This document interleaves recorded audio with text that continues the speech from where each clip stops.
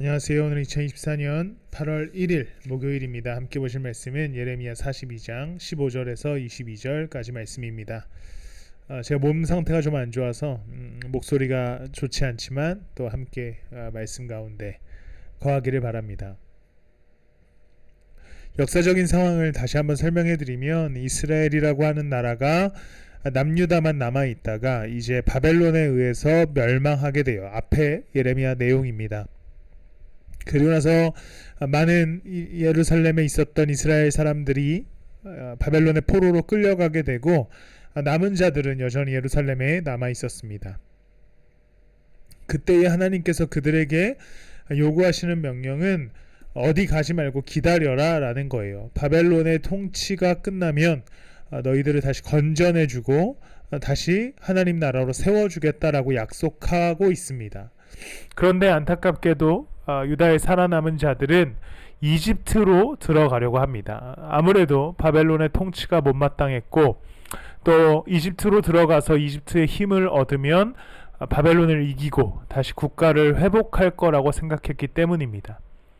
그런데 하나님께서는 그런 이스라엘 백성들에게 왜 내 뜻을 따라오지 못하고 너희들 좋을 대로 행동하냐라고 지적하는 말씀이 42장과 또 43장 말씀의 내용이지요.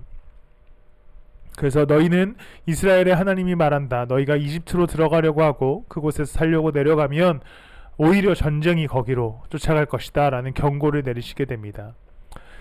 그래서 예레미야도 유다의 백성들에게 다시 한번 부탁하는 것은 이집트로 가지 말라고 말씀하셨습니다.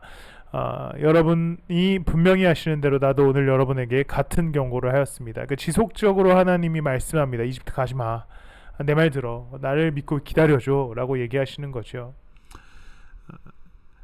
그러면서 이제 예레미야가 옛날에 있었던 이야기, 사실 어제 본문에 있었던 이야기를 하게 되는 거죠. 야, 너가 나한테 기도해달라고 그러지 않았냐? 너네가 나한테 기도해달라고 하면서 무엇이든지 알려달라고 하지 않았냐? 그런데 그들은 그 하나님의 뜻 앞에서 순종하지 못하고 이집트로 내려가는 실수를 범하게 됩니다.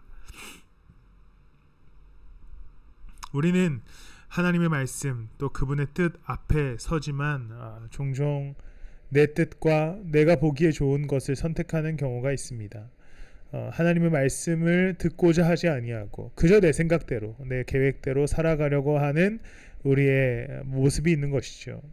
우리는 그때마다 하나님의 말씀과 그분의 계획 안으로 돌아올 수 있어야 합니다. 그때에 하나님께서 우리를 더 나은 길로 우리의 시기가 아닌 하나님의 때에 역사하여 주실 줄을 믿습니다. 그렇게 새로운 한 달, 이 8월 달도 걸어가는 여러분들이 되시기를 축복합니다. 기도하겠습니다. 사랑과 은혜가 풍성하신 주님, 주님을 따라 삶을 살아갑니다. 내 계획과 내 생각, 내 욕심과 내 뜻이 있지만 그것을 내려놓게 하여 주시고 하나님의 생각, 하나님의 뜻, 하나님의 말씀 앞에 순종할 수 있는 믿음을 우리 가운데 허락하여 주시옵소서. 그때의 가장 좋은 것으로 우리 가운데 역사해 주시옵소서. 감사드리며 예수님의 이름으로 기도드렸습니다. 아멘.